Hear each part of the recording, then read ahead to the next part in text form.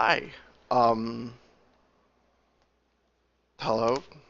This is deck tech for this green-red Eldrazi ramp deck that I'm recording a set of videos with, and it's for the most part pretty similar to the stock list you'll see, with one difference, and that big difference is Ruin in their wake over like the Hedron crawlers. I think the second creature-based ramp spell, because rampant growth is just better if you can turn it on. And it's just a more consistent card. It doesn't die to Fiery Impulse or random removal spells that we're kind of trying to get our opponents stuck with them in their hands anyways. So the basic deck, if you're not tremendously experienced with it, is we're playing a total of 16 ramp spells. That's 4 Ruin in their wake, 4 Nissa's Pilgrimage, 4 Explosive Vegetation, and the Rattleclaw Mystics. And these are the most vulnerable removal spells, but also, or ramp spells, sorry. They're the most vulnerable to removal spells, but they're also the most explosive.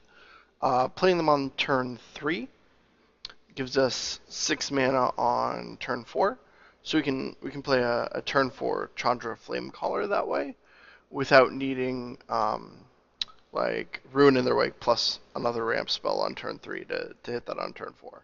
Rattleclaw Mystic does it all on its own. And it's it's just a generally pretty solid card. It can get in there for some beats or block once in a while, but that doesn't usually happen. It can also be found with Oath of Nissa, which is really important because it lets our Oath find our top end. These 12 cards fix our mana in terms of lands or find a ramp spell. So it gives it that third functionality that's really important. Um, Ruin in their wake is rampant growth. It's nothing you haven't seen before, but it's a little harder to turn on, which is fine.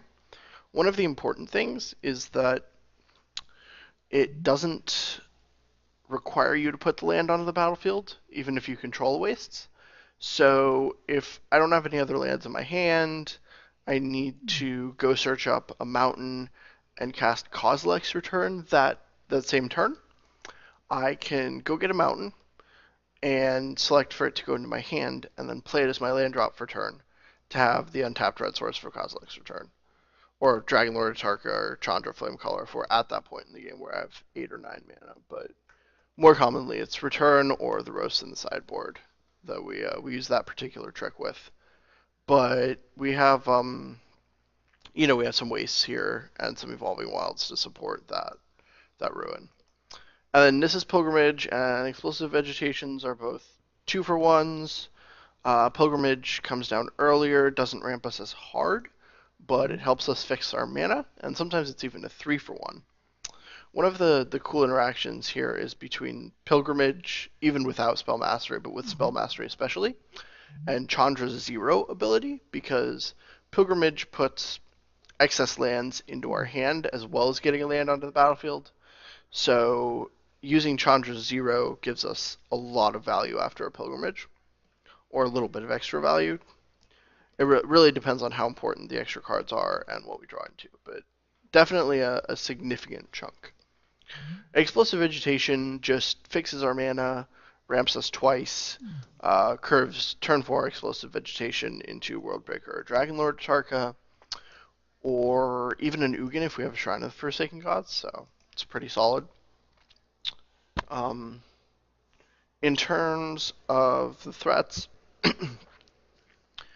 Worldbreaker is very solid. It has reach, so it blocks a lot of flying creatures in the format. It's able to deal with problematic permanents, and it can be recurred consistently. Also triggers Sanctum of Ugin and Kozilek's Return. So it's just really solid. We don't want to max out on them in the main deck because there are definitely decks where drawing multiples is an extreme liability because they're just trying to put a good clock on us, or they have ways to get rid of Worldbreaker pretty easily. And the seventh spot is a little crowded with Dragon Lord Atarka as well. Dragon Lord Atarka is just a powerhouse. It's an 88 flying trample body for 7 mana that also clears or at least somewhat interacts with our opponent's board. That's kind of what we want. We want win conditions that also prevent us from dying because we're spending a lot of time ramping instead of defending ourselves. So we need to play a lot of catch up when we cast our fatty. Chandra Flamecaller is amazing. She costs 6. She can wipe the board with her -X, depending on the size of our opponent's creatures, of course. Her 0 lets us turn excess lands and ramp spells in the late game, which is more than half of our deck. Excuse me. And it lets us turn those into possible gas. And then her +1 lets us throw 6 damage at the opponent. So it closes out games very quickly, especially in conjunction with something like a Worldbreaker or Dragon Lord Tarka that we play on the previous turn. Ugin is not fantastic in this format. Well, not as fantastic as he has been in previous formats, but he's still solid. Again, similar to Chandra, wipes the board, establishes a clock on our opponent. Haven't used his ultimate yet. Maybe I'll use it in one of these games, but it's really backbreaking.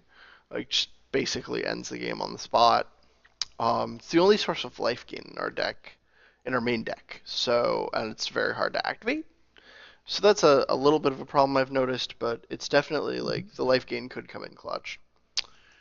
And then Ulamog, I'm only running one of because the format has gotten pretty fast, and he's a little slow, but we can find him with Sanctum of Ugin. So the single copy is not as makes hitting him not as rare as you might think. And he's just, again, he's a powerhouse. He closes games out. He takes care of 2 permanents. When he attacks, the opponent exiles the top 20 cards of his or her library, so it's usually 2 attacks, even if they can block, and game's over. They just try to draw a card, can't, and lose. And he's indestructible, so it's very difficult to deal with. Those are the fatties. Kozilek's Return. If the front half isn't good, the back half is usually great, and vice versa. So we do have some issue triggering it with only 4 Eldrazi creatures in the deck, but we have some more after sideboard if we need them, and we're mainly relying on the front half here to get them dead, or get their creatures dead to stay alive long enough to get them dead with these. Oath of Nissa, it's a cantrip, card selection, finds a large percentage of the deck, and sometimes it helps us cast our Chandras when we don't have 2 mountains in play. For the lands, 4 Shrine and 2 Sanctum are pretty stock. Most lists run 3 Sanctums, but I needed to fit in the wastes, so I trimmed down the 3rd Sanctum.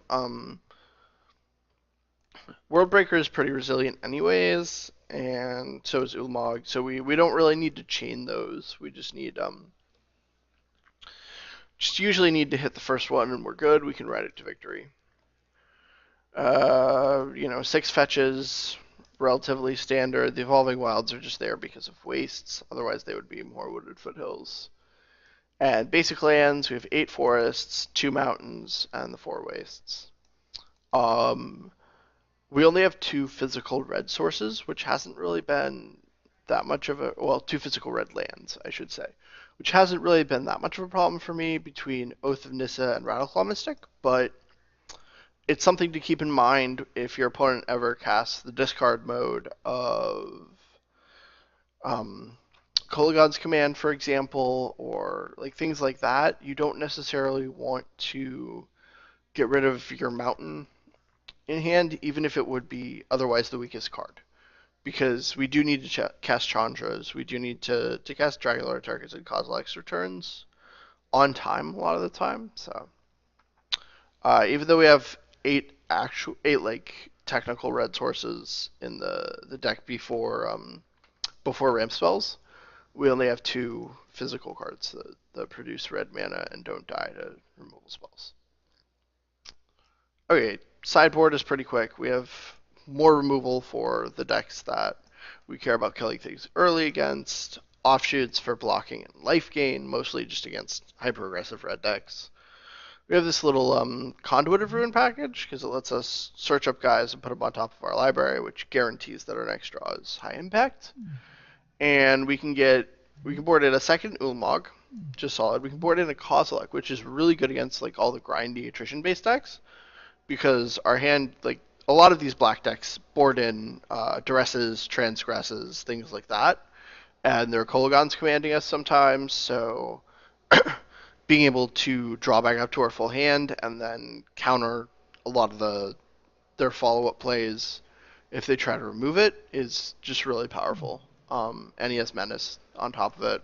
Fourth World Breaker for when our opponents have fragile mana or we're just trying to attrition them out of the game. And the last piece of spice is a couple Thought-Knot Seers to kind of bridge the gap between the mid and late game against decks like Eldrazi, or sorry, not Eldrazi, Rally and Bant Company. These sort of decks were being able to interact with their hand, or Jeskai as well. Being able to interact with their hand is solid. They don't really, like, their creatures don't trump 4/4s, so basically we get to steal a card out of their hand. They probably can't remove it, or they have to spend a lot of effort or have a particular set of cards to remove it, and it gets to like block and attack, basically just keeping us alive on multiple fronts until we can curve into something higher impact. Anyways, that's the deck, and keep watching for games.